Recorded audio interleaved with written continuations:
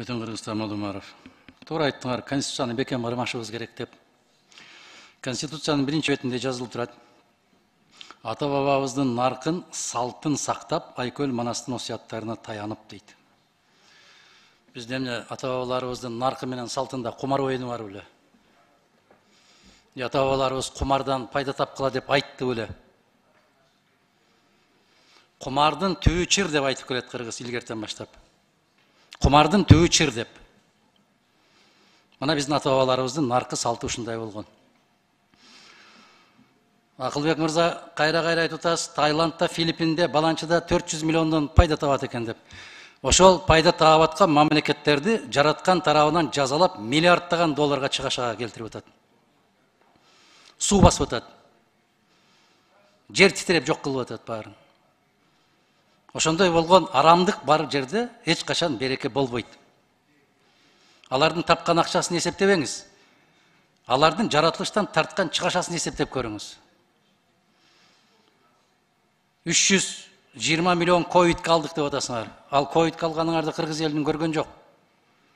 Кошуна турган Өзбекстан 10 миллион доллар алды дагы, ЭВЛ чыгара турган завод чыгарып койду. Аны 20-40 эсе актады бир жылдын ичинде. Силердин алган акчаңардын дайын өзүңөр да билбейсиңер. Сиз айтып атасыз, азыр деле казино ойноп атат. Демек силер алсызсыңар. Силерде мыйзам иштебейт. Кыргызстанда казино уруксат жок. Ушул өкмөт башчымын деп отурган киши айтып атат, казино ансыз деле ойноп атат дейт. Тыйбайсыңар ойноп атса. Экинчиден, ар бир кесилишкен көчөлөрдү караңыз. МЭФ, Баланчы, Гидрант, Мидрант деп жазган рекламалардын наркотиктер ачыктан ачык сатылып атат. Муну карабайсыңарбы?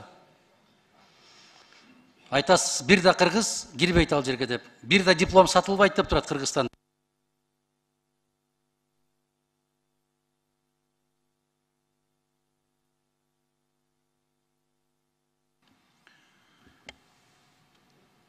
Ата бабалар Кыргызстан өлкөсү болуп калса, ошону каректей сактагыла деген да. Анан ошо Кыргызстандын ичинде жашап аткан кыргыздын жарандарын кор кылбай, бөлөк жака тентитпей, колуңардан келсе Кыргызстанда жакшынакай кылып жашаткыла деген. Ошон үчүн экономиканы оңдойбуз деп жанталашып иштеп атабыз. Мен да сизде 10 жыл ушул жерде парламентте отурдум.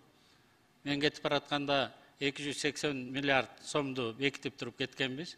Мына май айы өткөн жылы.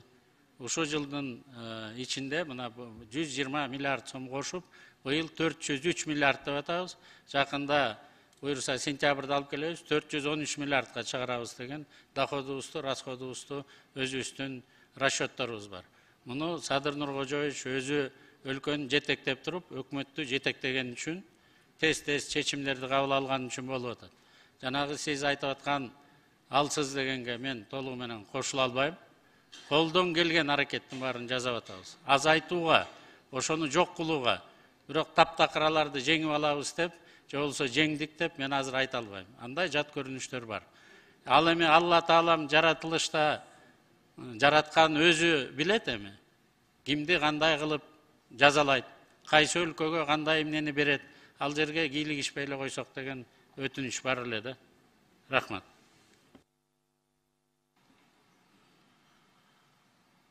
Рахмат. Кийинки сөз Кадырбеков Нуржигит Кадырбековичке берилет. Ассаламу алейкум. Айман Нуру Кадырбеков.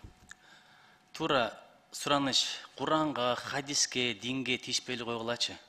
Светтик өлкөбүз дедикпи? Мейли, светтик өлкө катары кетели. Бул жерде илим менен статистиканы карабайлыбы? 100 миңден бир гана адам утат экен, бул статистика. Тактап көрүңүздөр өзүңүздөр. Ойногондордун 3-төн 1-и берилип кеткендер, аялдар болот экен, лудомания деген оору жайылат экен. Ал ушул ооруга көз карандылык, ушул оюнга. Наркоманияны дарыласа болот дейт, алкоголизмди дарыласа болот дейт, бирок лудоманияны дарылай албайт экенсиз. Американы айтып атасыздар. 3-4 миллион адам лудомания менен ооруйт экен. Психотерапевттердин жардамы болбосо жашай албайт экен. 5-8 миллион адам ошондой акыбалга жакындап калыптыр. 30%га жакын үй бүлөлөр ажырашат экен. 80%га жакыны өздөрүн өлтүрүү боюнча ойлонот экен. 60% эптеп акча табам деп башка мыйзам бузууларга барат экен. Буларга эмне дейсиздер? Балким статистикаңыз сиздики туура болсо керек, мен информацияны каяктан алганыңызды билбейм да, источникти. Бирок бүт дүйнө жүзүндө игровой автоматтар 75%-ын утат, 25%-ын уттурат. Казинолордо 75%-дан 80%-га чейин өзү утуп алат, 20%-ын ошол жака келген кишилерге беришке милдеттүү. Ал игровой автоматтардын же болбосо казинонун жазылбаган өзүнүн принциптери бар. Эгерде кишилер утуп албаса, ал аяка бармак эмес да. Бул биринчиси. Экинчиси, биз Кыргызстандын жарандары кирбейт деп атабыз. Сиз азыр Кыргызстандын жарандарынын баарын кыргыз өкмөтү казиного баргыла деп аткандай эле сүйлөп атасыз да. Андай эмес. Андай эмес да, урматтуу коллегалар. Катыштын акчасын алып, саясатка салып, шайлоого катышып. Анан ошону процентке берип, ошонткендерден Кудай сактасын да. Мына кыргыз өкмөтү түздөн түз ошолорго жардам берип атат. Казинодон биздин жарандарды, Кыргыздын жарандарын коргойлу деп. Азыр мурунку бизден кетирилген кемчиликтерди 1998 жылдан 2011 жылга чейин биздин жарандар кирип, сиз айтып аткан ооруларга жолугуп, зыянын учурап, тарткандардын баарын эске алып, биз кыргыз жарандары кирбей эле койсун деп атабыз да. Эми калган 7,5 миллиард эл бар экен бизден башка дагы, алардын баарын ойлоно албайт экен кыргыз өкмөтү.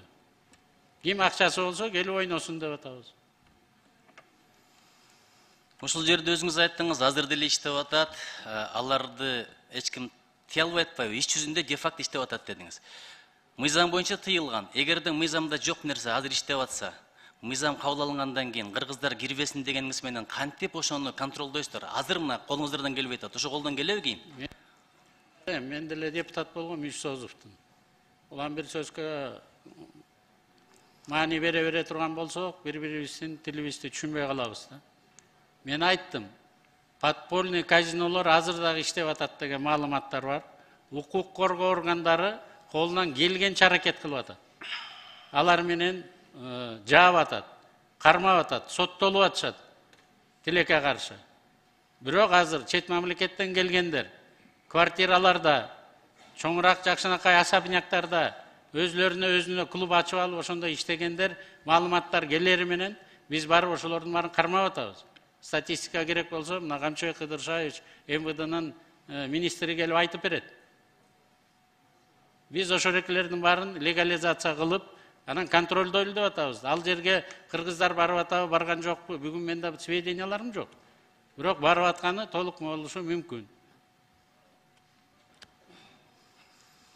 Бирдеген туура эмес экендигинин эки белгиси бар деп коет да, алымдар айтышат.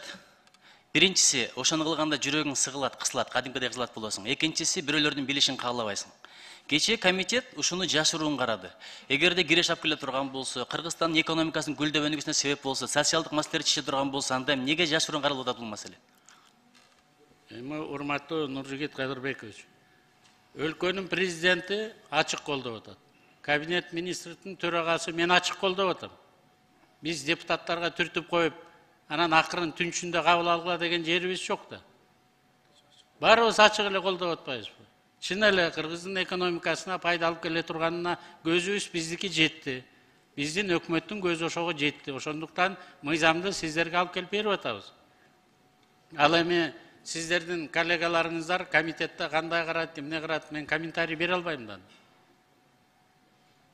Ал комитеттин өзүнүн иши, депутаттардын иши. Бирөө айткан экен, мен жакшы эле такып адам болоюн, бирок аял затын жакшы көрөм, кыянаттык кыла берейин дегенде, адам затын даанышман айткан экен. Кызың ошондой мамиле болушун каалайсыңбы? Апаң ошондой мамиле болушун каалайсыңбы? Эжеңе бирөө кыянаттык кылышты каалайсыңбы деп. Ушул эле суроону берейин. Банкрот болушун, камалышын, үй бүлөсү бузушун каалайт белеңиздер жакындарыңыздардын. Анткени зулумдук узап кетпейт, башка келе турган нерсе. Ким чечим кабыл алса, башка базган болуп тиет. Ушуну Өкмөттүн бир да мүчөсү, өлкөнүн жетекчиси дагы, бир дагы кыргызстандык жаран ошого дуушар болбосун деп бөгөт коюп келип атпайбызбы? Сиздин астыңызга. Ким эле ошону кааласын? Балага сурак жок деп коет экен. Балаң азыр Кыргызстандан ойнобосо, эгерде ошондой тарбия бере турган болсоң, Лондонго барып деле ойнойт да. Бөлөк жерге деле барып ойноп, банкрот кылып жүрүшпөйбү азыр. Андан көрө акыл эсти тарбияны Кудайдан дагы, ошо ата-энелеринен дагы сурайлы. Ким эле өзүнүн кызын, же болбосо өзүнүн аялын, же болбосо баласын банкрот болуп, жалдырап, ушу казиного барып утулсун десин. Адам акылы эси ордунда болсо, өзүнүн үй бүлөсүнө, элине, жерине кызмат кылайын, ошол жерде тынччылык, иман болсун, ынтымак болсун деп айтат экен. Биз дагы ошондой ой менен келип атабыз.